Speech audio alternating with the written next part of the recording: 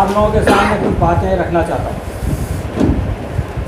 अभी आपको जो प्रेस रिलीज दी जाएगी, इसमें आपको ये बताया जाएगा कि ये जो आंदोलन है, ये जो कार्यक्रम बम्बई में होने वाला है, उसका बैकग्राउंड क्या है, वो कौन से कारण है जिसकी वजह से हम ये काम करने जा रहे हैं, और 15 तारीख को जो हम रैली निकालेंगे उसमें हमारी डिमांड क्या होगी। आप अगर इसको देखेंगे तो आपको पता चलेगा कि इसमें कोई नई बात नहीं है। ये वही बातें हैं जो पिछले 34 दिनों से हमारे किसान भाई दिल्ली में बोल रहे हैं। इस बात को सारी दुनिया सुन रही है और उसको रिस्पॉन्ड कर रही है, लेकिन एक हमारे प्रधान सेवक हैं कि उनको ये सुनाई नहीं देता। वो जाते हैं कच्छ में और वहाँ जाकर किसानों से बात करते हैं, लेकिन दिल्ली के बॉर्डर पे बैठे हुए किसानों से बात करने के लिए न जाते हैं न उनको अपने पास बुलाते हैं। हर महीने आके अपने मन की बात सुना देते हैं और उनकी बातें कोई नहीं सुनता, इसलिए कि इतनी बड़ा आंदोलन चल रहा है, लेकिन उनके मन की बात में, या ये समझ लीजिए कि उनके मन में इन किसानों के लिए कोई सहानुभूति और कोई हमदर्दी नहीं है, इसलिए वो ज़बान पे नहीं आते। लेकिन मन की बात के अलावा वो बार बार ये बात कहते हैं कि किसानों को अपोजिशन ने गुमराह कर दिया है। हालांकि सही बात यह है कि हमारे प्रधान सेवक को अडानी और अंबानी ने गुमराह कर दिया है, और ये बात किसानों के सारे लीडर जो है वो कह रहे हैं कि गुमराह हम नहीं हुए, रास्ते से हम नहीं भटके, बल्कि आप उस रास्ते से भटक गए जिस रास्ते के बारे में आपने 2014 में हमको अच्छे अच्छे सपने दिखाए थे।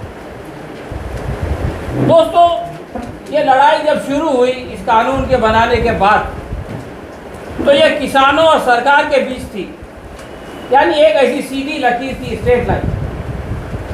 उसके बाद जब किसान लीडर जाकर के हमारे कृषि मंत्री, इत्तेफाक से उनका नाम भी वो ये जो प्रधानमंत्री का है तोमर साहब, उनसे मिले तो हमारे कृषि मंत्री ने कहा कि ये हमारी मजबूरी है। वो सरकार जिसको कि लोकसभा में ज़बरदस्त बहुमत है, उसकी मजबूरी है। तो इस पर जब विचार किया किसान नेताओं ने, तो उनकी समझ में ये बात आई कि हमारी सरकार जो है वो अंबानी और अडानी के सामने मजबूर है। उसके बाद ये किसान आंदोलन का रुख दो तरफ हो गया, एक तो सरकार की तरफ और दूसरे अडानी और अंबानी जैसे कॉरपोरेट की तरफ। तो ये जो स्ट्रेट लाइन था, ये एक ट्रायंगल बन गया। और जब ये तहरीक पब्लिक में आई, जब लोगों ने देखा, तो जनता ने ये देखा कि भाई ये किसान अनाज उगाता है और हम इस अनाज को खाते हैं, तो ये किसान से हमारा एक गहरा रिश्ता है। उन लोगों का भी जो कि किसान खेती नहीं करते, तो वो भी किसानों के लिए मैदान में आ गए। तो इस तरह से अभी एक स्क्वायर बन गया है। स्क्वायर के बीच में एक लाइन है, एक तरफ सरकार है और कॉरपोरेट है, और दूसरी तरफ किसान है और जनता है। यानी किसान भी जनता है और वो जनता जो कि खेती किसानी नहीं करती। और इस तरह से ये संघर्ष चल रहा है। बहुत सारे लोग जब उनके सामने हम ये बात रखते हैं कि भाई बम्बई में जो है किसानों के लिए रैली करने वाले हैं, तो वो सवाल करते हैं कि बम्बई में तो कोई खेती नहीं है, इसका मतलब ये है कि कोई किसान नहीं है, तो यहाँ पे इस रैली का क्या काम। दोस्तों, हर आदमी जो बम्बई में रहता है वो किसी न किसी किसान फैमिली से आता है। अगर इंसान शहर में आ जाए तो उसका रिश्ता अपने गांव से, अपने ख़ानदान से नहीं टूटता, और हम सब का रिश्ता किसानों से अटूट है। इसलिए हमको उनके लिए एकजुट होकर के सामने आना पड़ेगा। दोस्तों, समाज में जो अत्याचार होता है, शोषण होता है, उसके खिलाफ सब लोगों को एक साथ मैदान में आना पड़ेगा। आज किसानों का शोषण हो रहा है, कल शहर में रहने वाले नौकरी करने वालों का शोषण होगा। आज हम उनका साथ देंगे, कल वो हमारा साथ देंगे। इस तरह से सब मिलकर इस तरह के जुल्म को जो है वो ख़त्म करेंगे। दोस्तों, आखिर में मैं दो बातें और करना चाहता हूँ, आपके सामने रखना चाहता हूँ। ये जो कानून पास हुआ है, ये लोकसभा में तो ठीक है कि आपने जो है अपने बहुमत की बुनियाद पे इसको कर लिया, लेकिन राज्यसभा में जो ये कानून पास हुआ है ये असंवैधानिक है, इसलिए कि राज्यसभा में बीजेपी को मेजॉरिटी नहीं है। इससे पहले रीजनल पार्टीज के सपोर्ट से बीजेपी राज्यसभा में बहुत सारे बिल पास करा चुकी है, लेकिन इस मर्तबा रीजनल पार्टी किसानों की वजह से बीजेपी के साथ नहीं थी। और ये रूल है कि अगर राज्यसभा का एक भी मेंबर ये कह दे कि इस बिल के ऊपर वोटिंग होनी चाहिए तो ध्वनि मत से वो बिल पास नहीं हो सकता।